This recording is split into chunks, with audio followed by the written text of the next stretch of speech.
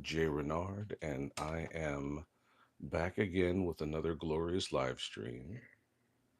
Let me get this straightened out here. Now, let's hope I don't run into any silly issues here. Trying to rotate this so that the light isn't in the frame.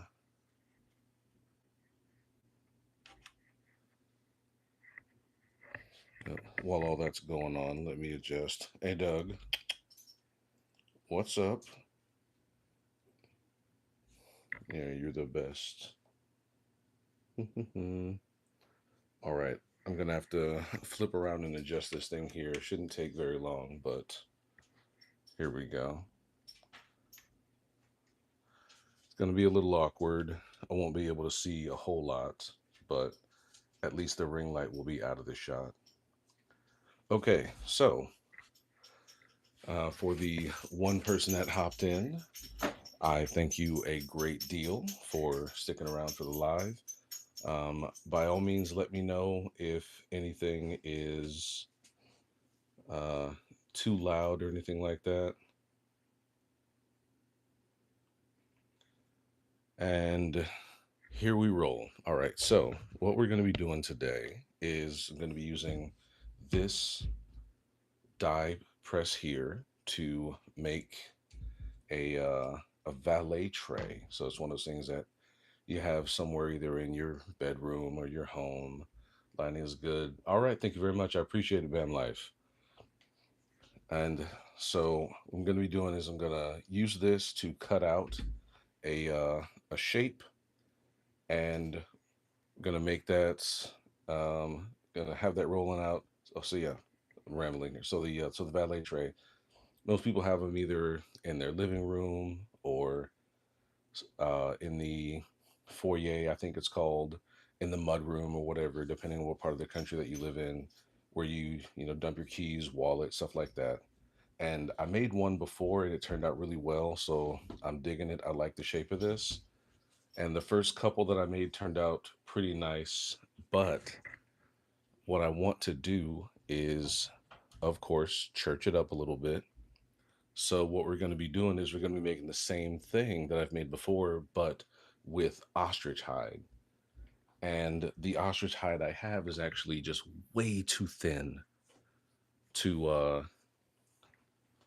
way too thin to make something from, or at least a valet tray from.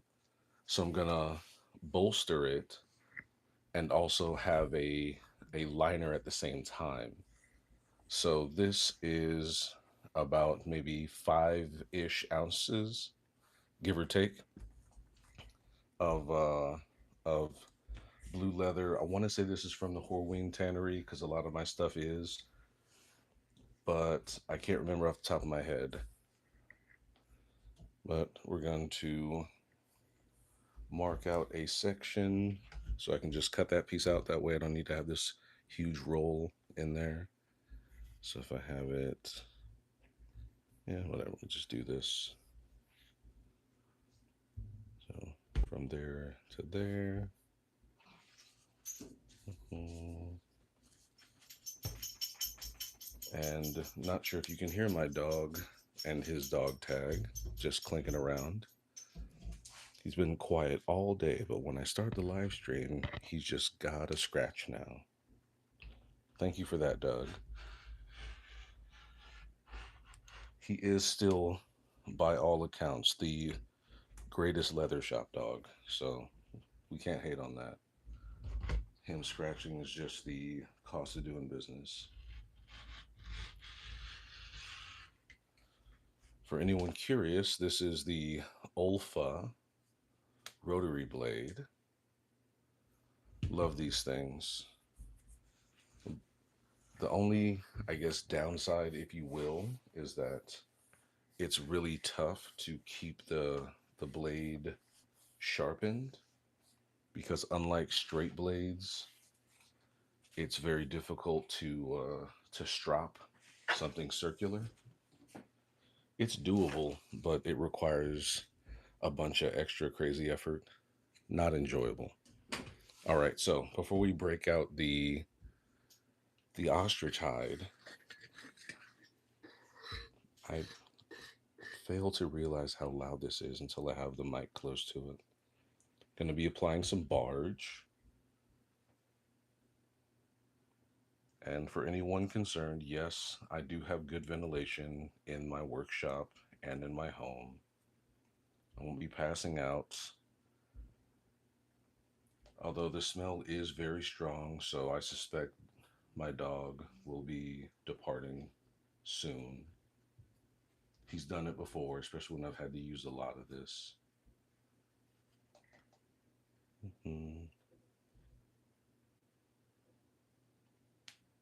As much as I like streaming with the other camera because it is better and I have more control over things, uh, I can't see the live stream when I use the camera. I have to have the whole crazy setup with Streamlabs and all that stuff. And if I use Wi-Fi, then the stream is all choppy. But I don't have the the cords to be able to, or the Cat 5 wire to film in here. It's just too far away from the modem. All these problems. But then I decided I was just being my own worst enemy, being a little nitpicky. So, for those who haven't used Barge before, this is not a glue per se, it's a contact adhesive. So, glues are meant to stick one thing to another thing. The contact adhesive, it's designed to stick to itself. Very strange, I know, but still, bear with me. So, with Barge, you're supposed to apply it to one side of the material, kind of globbed it on there, and then apply another coat to the other piece that's supposed to be adhered to. And you're supposed to let the glue get a little tacky. So, to the point where if you touched it, it doesn't stick to your hand, but it's not quite dry yet. Anybody who's painted before, or maybe done some drywall, things like that, I think we all know the concept of tacky. Let me rotate this towards me a bit. All right, there we go. Should be a little bit better. Mm.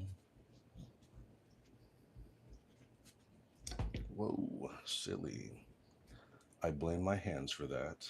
I am, technically speaking, handicapped. Thank you, military. I'm joking. It's not something that well, that's a lie. Technically it does affect my life every day, but it's not something that I lament, I guess. I just have to just figure out workarounds and then implement them. But some things can't be worked around. This is just a wide handle that I have to manipulate with this hand because I'm right handed. And this is the hand that was damaged. So, gotta do what you gotta do. Check messages, or chat rather.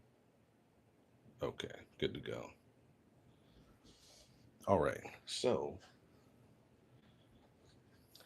using this dark navy blue here, and I'm on the fence a great deal about which one I should use.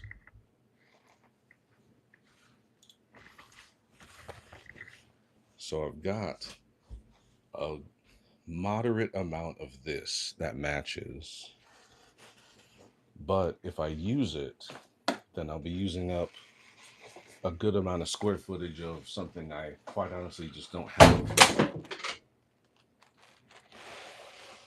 We're going to pretend that that didn't happen. All right. Can we agree that I wasn't so clumsy as to drop something crazy loud on stream.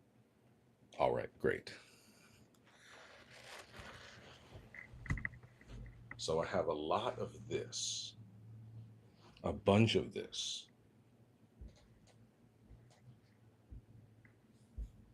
and this is a rotate. This is a teal, greenish blue sort of color, and yeah, they're close-ish. Though it falls under blue in the color spectrum, these would be contrasting colors. These two. The This one would be more in the complementary, but I just don't have a whole lot of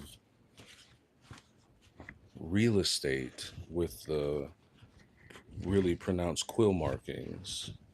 Really, I would just have it be somewhere in this sort of realm. And it's still nice, but just not quite the same. And then also, I do kind of want to still be able to make some wallets or some straps and whatnot out of this.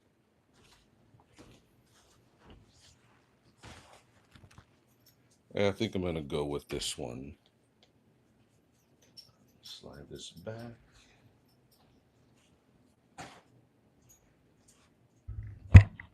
Truthfully, let me see. Thank you for that, Doug. Let me see if I have something that fits a little better. I do.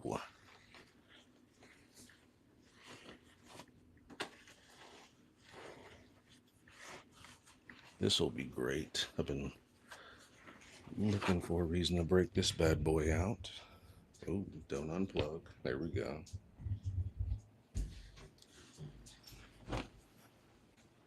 So this one, the color for this is actually called Blue Jean for obvious reasons. So let's see. This on the outside, this navy blue on the inside. Oh, that goes really well. That works. Get that off of there. That's mostly tacky except for that one spot. So I got a little bit of time, few minutes.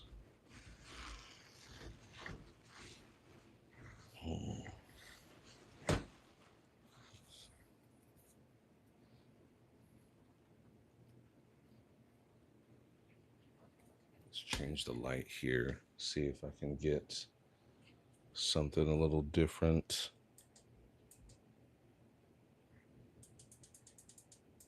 Nah, all right, yeah, we're good there. Which one would I rather have?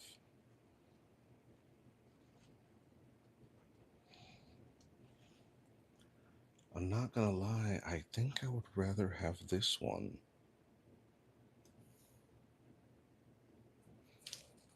Yep, we're gonna do it. This one's just gonna have to wait till later. So we're going with the bluish green, or the greenish blue rather. Now we gotta find the right section.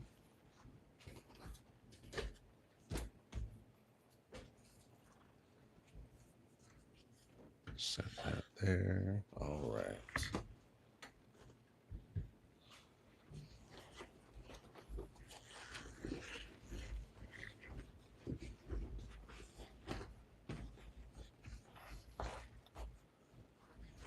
Because I want the quills to be there and be nice and pronounced, but pulling from the center is going to really take away my ability to make bigger pieces and bags and whatnot. So I'm trying to find the right spot that will give me what I'm looking for more often than not, or more than anything. But there's a couple of damages there, probably from where the animal died. So looks like I'm just going to pull from up here in this section in the corner, leaving me with the rest to be able to still operate.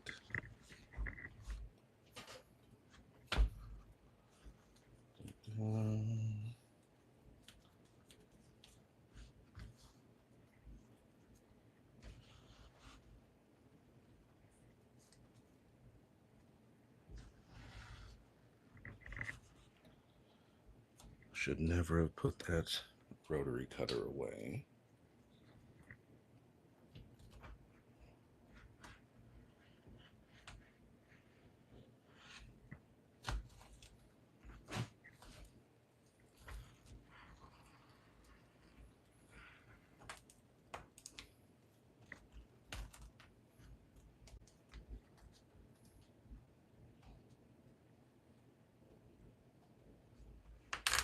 Whoa, what was that?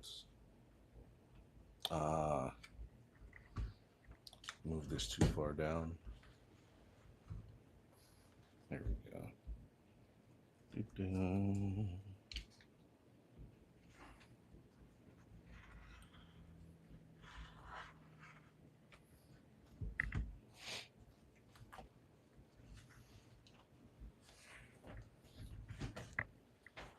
And we'll just eyeball this one and then give myself a bunch of extra space. Good to go. So if you haven't worked with ostrich before, a lot of times the inside will look like this. Looks like the inside of a very old sweater. Not ideal. I've seen worse though. So if you got anything like this on the back end of it, definitely go on ahead, spend the time to just get away some of these fuzzies. Now this it's not too big a deal for the item that I'm making because it's intended to be more of a utility piece.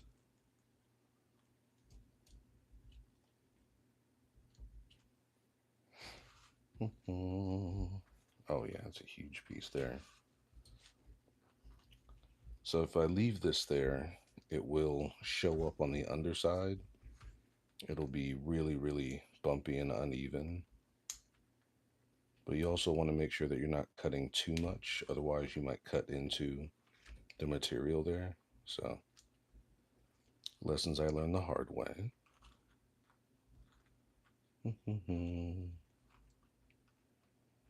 I've really got to figure out how to get music on stream.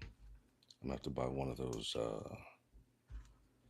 mixers or stream decks, whatever they're called.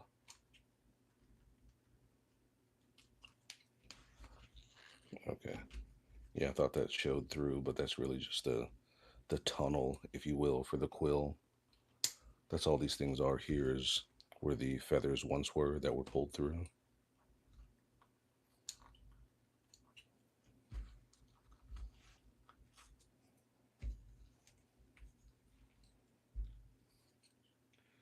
Yes, this is incredibly boring, and I do apologize for that. So if anyone's still watching, if you got questions, hit me up while I do this boring stuff. Also, randomly, I give away things on stream. So, as well as the ostrich handle weather. Actually, yes. Ostrich is oddly very durable compared to cowhide, so far as leathers are concerned. You can take, say, some really sturdy boot leather from a really, really well known company like Red Wing, and with just your thumbnail, you can scratch the surface on the cowhide boot leather. But with the exotics, they're really resistant to abrasion. You got to really put in some effort or really scuff it up. For the longest time, I thought ostrich boots were fancy boots, and technically, because of the expense, they could fit into that category. But ostrich leather is actually very durable.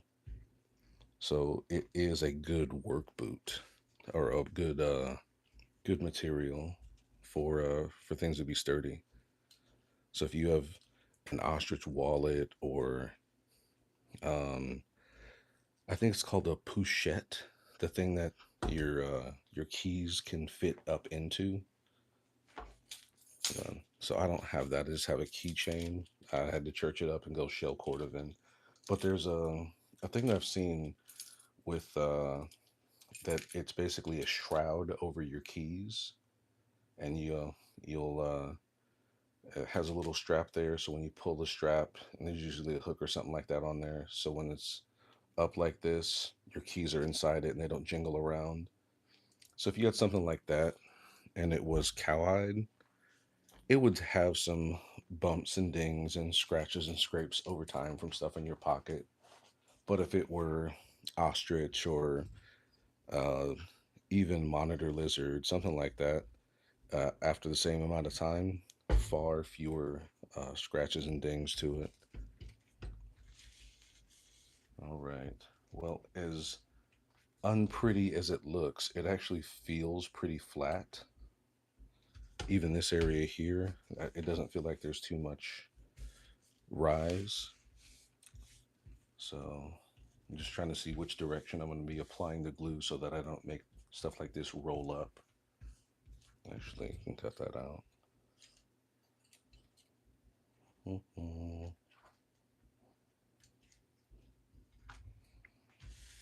All right, so I'd be applying it.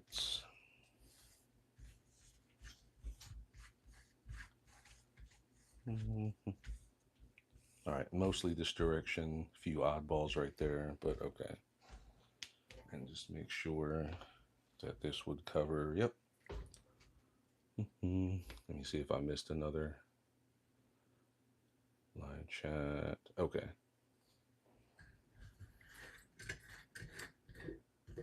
I really hope that all these little things in the background are not coming through in the audio like I can hear in my headphones.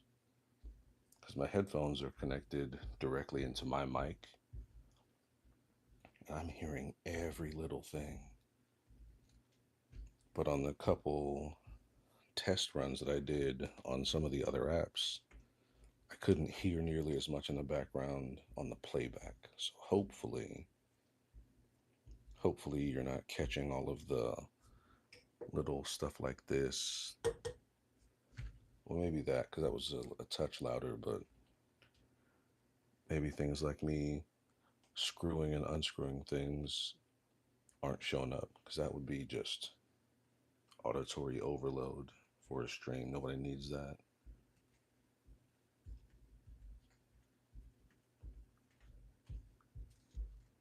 But I hope I answered your question accurately or decently about durability.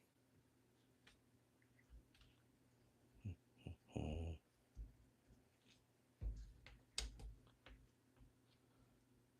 Appreciate the feedback.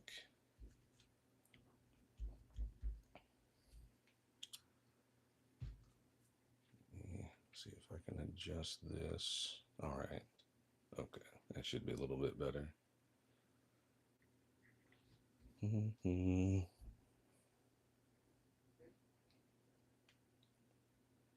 Oh, yeah, definitely got to figure out how to get music in here. So I found out the hard way that just playing music in the background, one, sounds terrible. It doesn't sound like it's a part of the stream. It just sounds like background noise. And if it's a copyrighted song, my stream gets nuked. And if it's something like just lo-fi stream, sometimes the mic will overcorrect and pick up the background music and prioritize that over the the voice. That's one of the reasons why I got this mic because it's a directed mic, basically a shotgun mic. So the likelihood of that happening is a lot lower, but it's still not zero.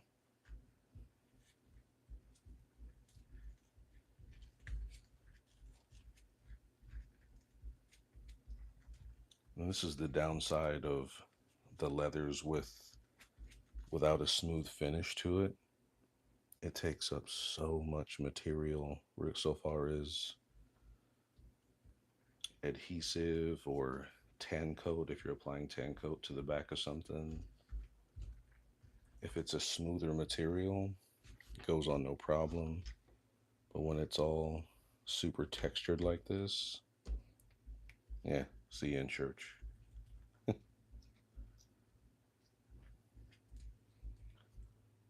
Let's paint this. Well, paint, but yeah, you get it.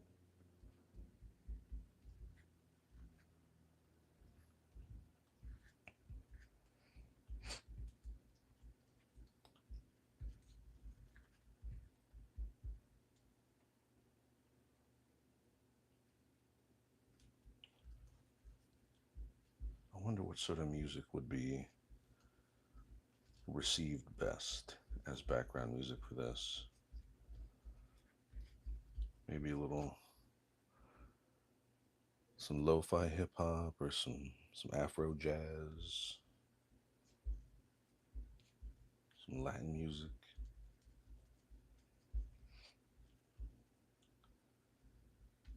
Maybe even some of that was that dad rock, that yacht rock.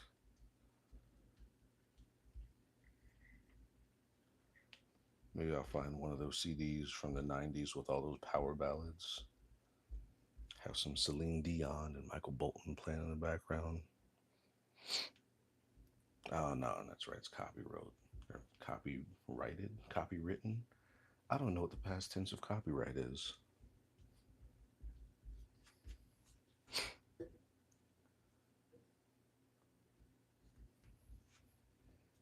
I swear I've heard copyrighted, but that just doesn't sound right.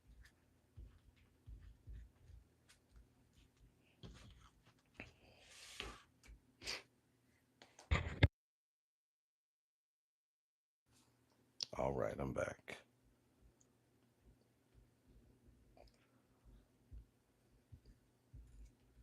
Yeah, I guess the biggest upside, if you will, of having to take so long with the application is that by the time I'm done, most of the piece is already tacky.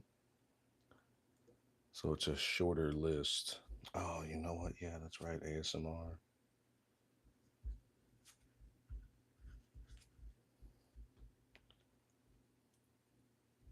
If I'm feeling real frisky, I'll put on my narrator voice. See if I can attract some of the ladies here when I'm speaking with a deep tenor slash baritone while I'm talking about all these leather crafts here. That would be very interesting.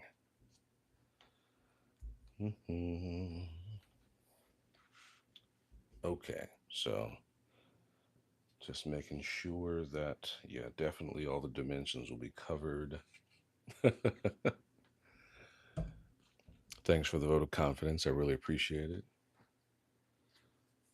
Who knows if this leather thing doesn't work out, then I'll just try to get into the book narration game, and maybe I'll end up narrating some book where there's some leather bondage in there as he slides the cuffs over her hands, cinches them down oh so tightly. I don't know why I slipped into a British accent there, but hey, that's called acting, right?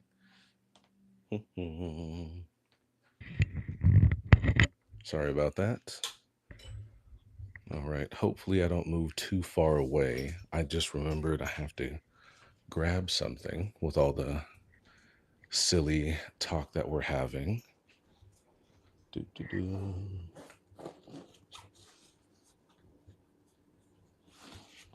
Here we go. Da, da, da, da. Come on, Doug. You followed me one way, follow me right back. Oh, yeah, the dungeon crawler.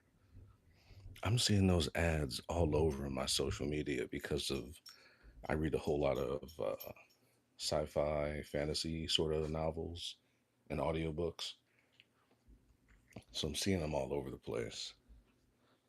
All right, but look at the silliness that I made a couple of weeks ago, maybe even less than. Somebody asked if I was able to make one of those, we'll call them adult happy fun time collars. And I thought, I don't see why not. Let me give it a shot. And decided to use this, what I call unicorn leather. I was going to go for purple or maybe pink for the edge paint, but then I saw the turquoise in the shop and I had to go for it. Thanks a lot, Bam Life. And it comes with uh, a couple of other pieces that are different sizes. The next version that I make, it's either going to be cowhide, and I'm going to move this further down here so that I have room across the top for some tooling. Uh, I'm thinking it's either going to be something interesting like a rose or something provocative like yes, mistress, or yes, daddy. Whatever will help me sell. Okay. So even though some of these parts are shinier than others, it's all good and tacky. And now we're going to get the tacky aid.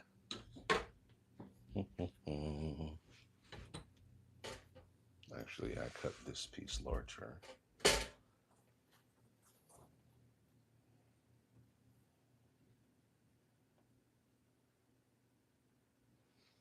Yeah, this piece is gonna fold in like this. So here's a little tip that I learned from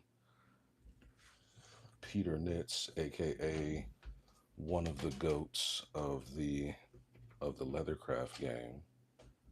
This guy's a monster, by the way. He just the stuff that he does. Him, Nigel Armitage over in Britain, they do such amazing work. Nigel is actually a part of a guild. I didn't know that they still had active craftsmen's guilds, but they still do. And he's a master craftsman as certified over in the UK. He's been doing the thing for so long and just crushing it. But when you have a piece that's going to go over something or that's meant to curve, you should attach the piece. Oh wait, come on, let's not screw this up. You shouldn't attach it flat when it's supposed to curve. Just put it over something that has a curve similar to what it's going to be, and then roll that over. Come on, stretch out.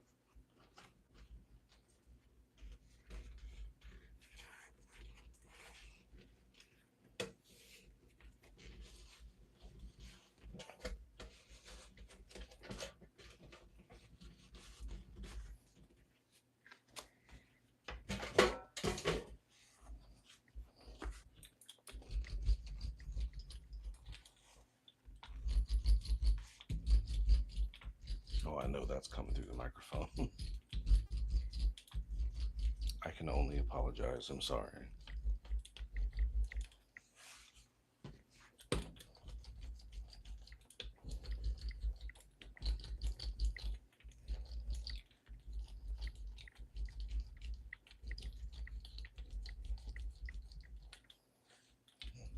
And this is just helping to ensure that there's as many uh, opportunities, as many points of contact for the glue to set. So when I was talking about the barge earlier, rotate this mic, there we go. I got distracted and didn't finish. So the glue sticks to itself. So this here is basically bonded into the material down here, and the same thing with the leather here, and then it sticks to itself, and that bond of sticking to itself is stronger once it cures, is stronger than if you just applied the glue to one side and then stuck another piece on. So once this is cured, if I were to try to pull it apart, I would tear the leather, whichever one side is thinner. I would tear the leather before I tore the bond of the glue. So that's the reason why we would use contact adhesive. Oh my goodness. I just realized that I screwed myself. I forgot to put the maker stamp before adding the adhesive. So now I got to figure out where it's going to be once I'm done and hope it's not going to be too obtrusive. But hey, that's what happens when you're talking and yapping and not thinking through the process. But on the upside, I'm making good time. So if I weren't talking through this, I'd be constructing this a lot faster, which means that I'd be able to make multiples in an hour, thus driving down my production time and not requiring me to have a higher price. All right, let's see if I can rotate this.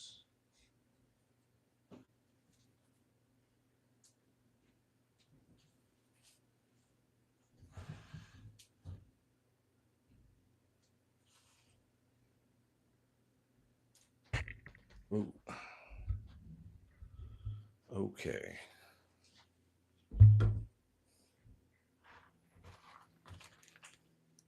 So, to ensure that I'm not messing anything up, I would have this on the board here. I'm going to lift it up just to make sure that all of the cutting blades are on the material.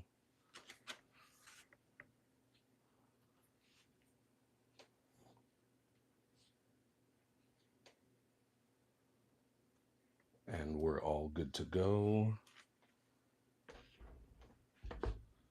Please don't be too high, thank goodness.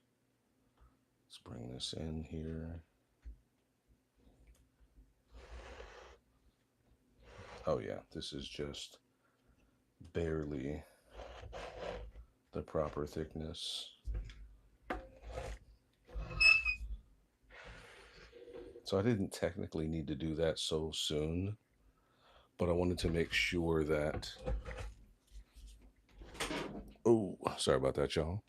I wanted to make sure that all the cutting blades were definitely going to have clearance.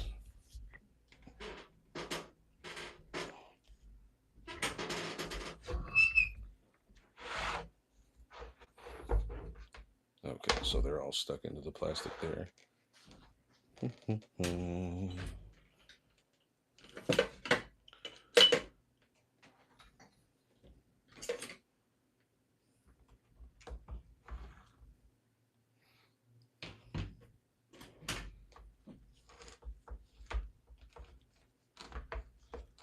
make sure everything went through. Looks like it did. All right, bringing this back. Whoa.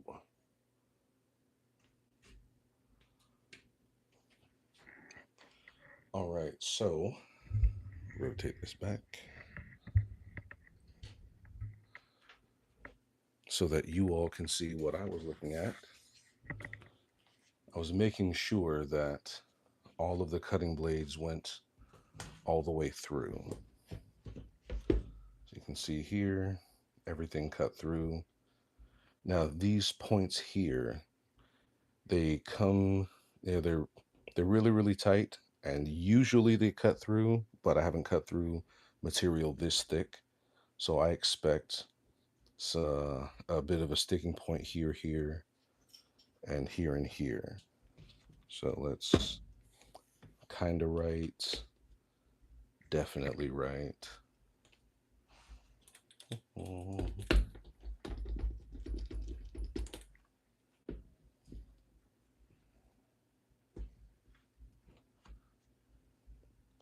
well, that's frustrating. I'm gonna have to find a way to sharpen those points there.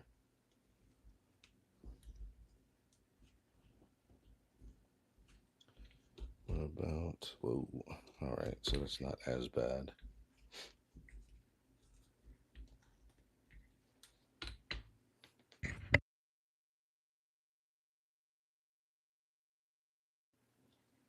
Sorry about that, had to sneeze very badly.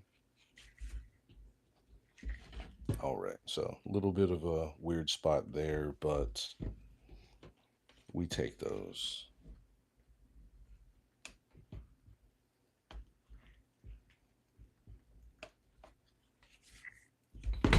Whoa, sorry about that.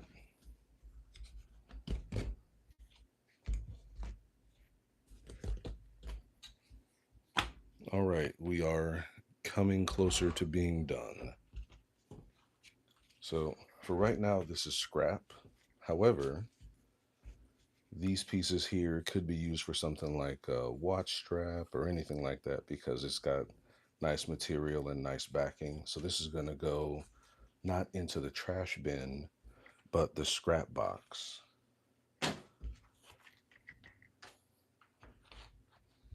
And for anyone curious as to how this is supposed to look,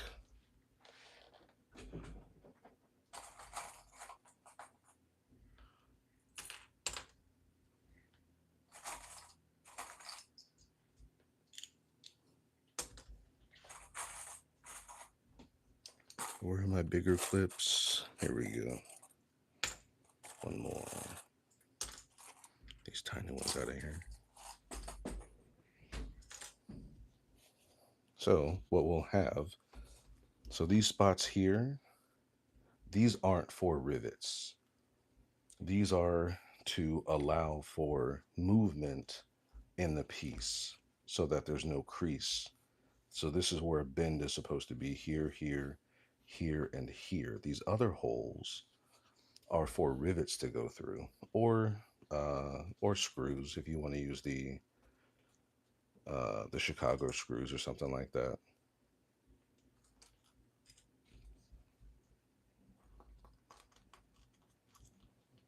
So the completed piece will look something like this.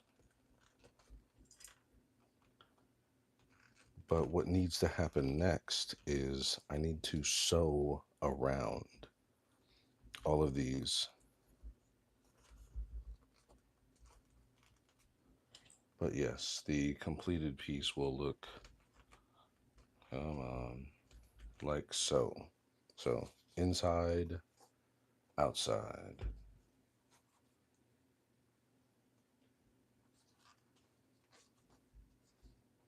And then I'll be adding some Resolene as a protectant to give it a little bit of gloss, but definitely also to protect it. And there'll be stitching from basically from the corners here up and around and over, up and over here, all that good stuff. I don't think I have blue thread. Let me check here. Oh, I was wrong. I do have blue thread, and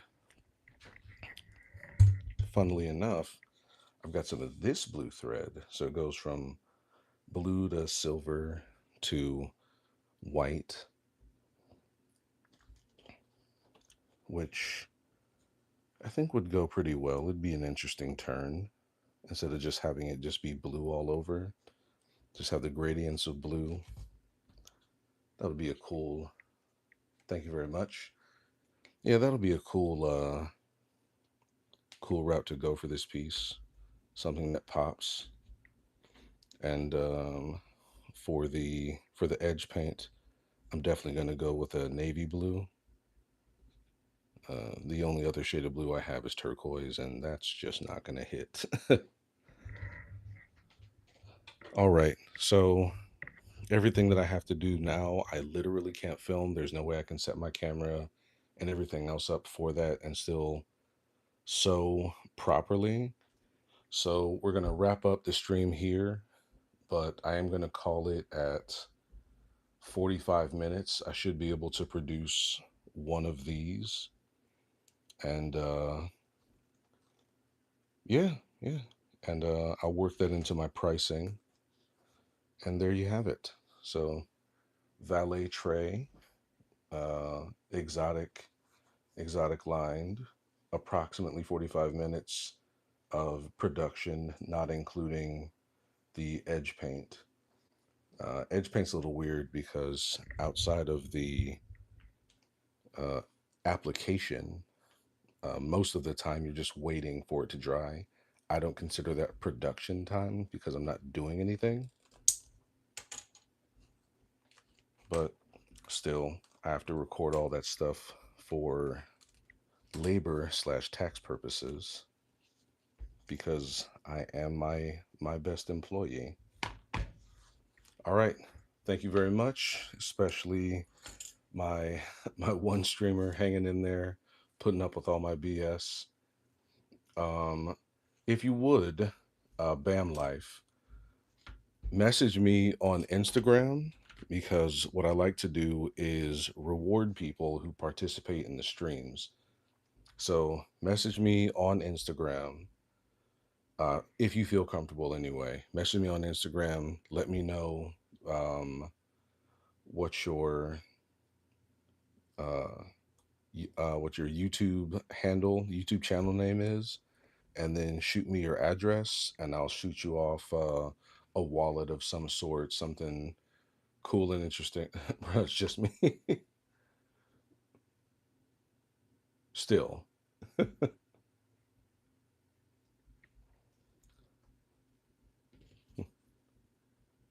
I understand. I see your face on the thing, but I'm not trying to just throw people's names out there. Come on, bro. But still, uh, shoot me your address on Instagram or or on Facebook, either or, whatever you're comfortable with, and I'll shoot you out something. If you don't want something for you, if you want something for your one of your boys, let me know that too. I'll send them out something or send you something. You can shoot it out to them. All right. Thanks for sticking with me through my, I guess, interesting but ultimately still boring build. And I'll keep things updated with how this rolls with the rest of the with the sewing and the edge paint and everything. All right. Thank y'all for hanging out. I'm Jay Renard, and I'm out. Peace.